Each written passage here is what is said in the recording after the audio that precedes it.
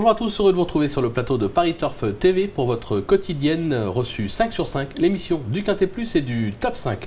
Pour m'accompagner aujourd'hui, Laurent Notariani. Bonjour Laurent. Bonjour Philippe, bonjour à tous. Laurent, direction Marseille-Borély, ce lundi, le grand handicap de Marseille, une épreuve pour 4 ans et plus sur 2000 mètres. Des chevaux qu'on connaît bien dans cette catégorie, sur la distance, mais également sur ce tracé. C'est vrai que ce sont des concurrents qui, pour la plupart, ont de bonnes références sur ce parcours. C'est une grande piste, c'est une piste qui est très intéressante. Et le quintet en lui-même était assez intéressant à étudier. Quelques bas se détachent. On va essayer de les donner. Eh ben, on va voir ça tout de suite avec votre sélection, Laurent. Donc en pole position, je vous conseille le 12 Café Royal, ensuite le 2 Gogarty, le 6 Danny Léo, le 9 It's All Class, l'As Best Fouad, le 4 Picking Up Pieces, le 13 Mary's Girl et le 5 Nahual. Et tout ça avec l'accent quel talent. Allez, on rebondit tout de suite sur votre favori numéro 12 Café Royal, un cheval qui reste sur 4 accessites dans cette catégorie. Il s'adapte à tous les tracés. On a la sensation qu'il peut trouver son jour ce lundi pour ses débuts à Borély. Tout à fait, c'est un concurrent qui effectivement depuis la mi-juillet ne tient pas dans sa peau. C'est un concurrent qui est entraîné par Karina Fay, qui a une petite réussite qui est sympa quand même. Et c'est un concurrent voilà, qui va découvrir Borély, mais je ne suis pas très inquiet. C'est un très bon gaucher. Et sa dernière sortie sur 2000 mètres s'est soldée par un succès. C'était plus dans un handicap si je ne me trompe pas. C'est un concurrent qui a encore de la marge. On a fait appel à Vincent Cheminot. C'est pas le premier venu. Et donc s'il fait le déplacement pour la première fois en tant que jockey de plat à Marseille-Borély, c'est que ça va le faire. Il aime aller devant. C'est une tactique qui peut se révéler payante sur ce profil.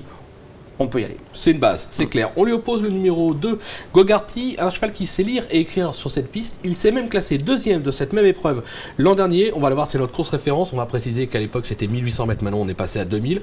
Sur cette perf et connaissant Gogarty, logique de le retenir assez haut. Bah, tout à fait, Gogarty c'est un concurrent qu'on connaît bien. Il vient d'effectuer une très bonne rentrée sur le sable de Vivo en vue de cet engagement. Marseille-Borély, c'est le score de 11 sur 11. Ça veut dire qu'il sait lire et écrire, contrairement d'ailleurs à mon favori. Lui, il connaît bien la piste. En 43 de valeur, il a vraiment une belle chance à tenir. Le seul petit bémol, et c'est pour ça que je ne l'ai pas placé en tête, c'est que je crois qu'il a hérité de la corde 16. Ouais. Après, je ne pense pas que ce soit on l'a vu à quel point c'est un concurrent courageux. Je ne suis pas très inquiet, mais bon. Je pense qu'il a sa chance. Ouais, moi je rajouterais juste un petit truc, c'est la distance aussi. 2000 mètres, je pense que c'est vraiment la limite pour lui. C'est vrai qu'il est plus confirmé sur le mile. Voilà, ça aurait été 1800 comme l'an dernier, j'aurais dit favori logique. Là, je pense que deuxième c'est bien. Mais bon, après on connaît le cheval est courageux. Puis bon, les chevaux de Monsieur Suroul en général à Borély, ils ne sont jamais loin de la gagne. C'est clair. On va pas s'inquiéter trop, c'est sûr. On va passer au troisième cheval, au numéro 6, Danny Léo, qui s'est déjà bien comporté sur cette piste. Il y a surtout un truc qui nous pousse à le mettre très haut, c'est qu'on a fait appel à Christophe Soumillon pour l'occasion. À mon avis, ça sent bon. Et pour la première fois. Ouais. C'est vrai qu'il va le découvrir. Le dernier coup, le 26 septembre, c'était très bien. Puisque vraiment, il a fini dans une belle action sans que son pilote ne soit très méchant avec lui, on va dire la vérité. Il affiche 60% de réussite sur cet hippodrome. Il va courir son premier handicap, mais dans ses performances, on peut s'apercevoir qu'il a battu des chevaux qui étaient en 42, voire 43 de valeur. Ça veut dire qu'il a largement la pointure du lot qu'il va affronter. Et donc voilà, je pense qu'il va en découdre. Je crois en plus qu'il est muni d'ailleurs australienne pour la première fois de sa carrière. C'est un artifice qui va l'aider à bien faire. On peut y aller lui aussi. C'est même un cheval qui pourrait pourquoi pas l'emporter. Il faudra le suivre et surtout regarder la cote au moment du jeu. On passe au numéro 9, It's All Class, qui affiche une réussite insolente sur cette piste. Il est en forme, il est bien engagé.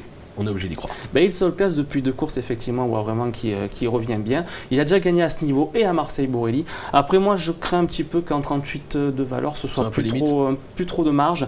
Maintenant, voilà, il a 100% de réussite sur le parcours. Et voilà, le dernier coup à Marseille-Vivo, pardon, excusez-moi, pour quelques natifs de Marseille, c'est horrible de se tromper. Il a été pris de vitesse dans le parcours dans le dernier tournant, il s'est ressaisi, il a vraiment bien fini, ça prouve qu'il est en forme. Non, il va bien batailler, je pense. Ouais, c'est clair, il a sa place à l'arrivée. On finit avec l'As Best Fouad, qui reste sur un brillant succès, c'était dans le grand handicap de Saint-Cloud. Alors, pénalisé, logiquement. Maintenant, en classe intrinsèque, on ne peut pas l'écarter celui-là. On ne peut pas l'écarter, c'est quand même un cheval qui a été tenté listed quand il avait 3 ans. Le dernier coup, donc handicap clodoaldien, il a gagné vraiment de belle manière. Le handicapeur, bam, il n'a pas loupé 3 kilos. Et après, bon, il est quand même entraîné par François Rowe et je me suis un peu intéressé à sa stat à Marseille-Borély. Depuis avril, c'est 100% dans les 5. Ça prouve que s'il fait le déplacement, c'est certainement pas pour rien. Anthony Crassus est très content de le retrouver. Et il est très en forme en plus. Autant d'atouts qui en font un bon client. Lui aussi. Ouais, c'est clair, on va lui faire confiance. On va se quitter avec un petit bonus, puisque Gilles Pommade est allé, enfin plutôt a joint au téléphone Lionel Larigade qui présente le numéro 4, Picking Up Pieces. Avec l'accent, quel talent. On l'écoute. Après, le parcours, je pense pas que ça lui pose un problème. Il est quand même ultra polyvalent, il est plus qu'aguerri. Donc Voilà, après, voilà, c'est 2000 mètres, c'est un cheval qui peut faire aussi bien 16 que 2000, donc un 2000 mètres sur une piste un peu rapide, ça devrait bien lui convenir.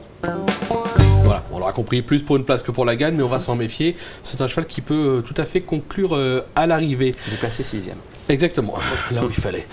Laurent, merci pour toutes ces infos. On va se quitter avec une petite pépite, justement, 6e, dans la 6e course. On vous écoute. Tout à fait. Alors, je suis moins en forme qu'avant dans les pépites. Alors, on va essayer un petit peu de reprendre le bon chemin. Il portera le numéro 5, il s'appelle Célèbre. Voilà, c'est un cheval entraîné par Monsieur Rossi qui porte la casaque de Monsieur Seroul. De succès à son actif, dont le dernier acquis sur cet hippodrome. 2600 mètres, ça ne va pas lui faire peur.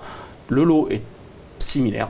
Donc normalement, le coup 3 lui est permis. Et ben voilà, c'est fait, c'est dit, c'est annoncé, il n'y a plus qu'à parier.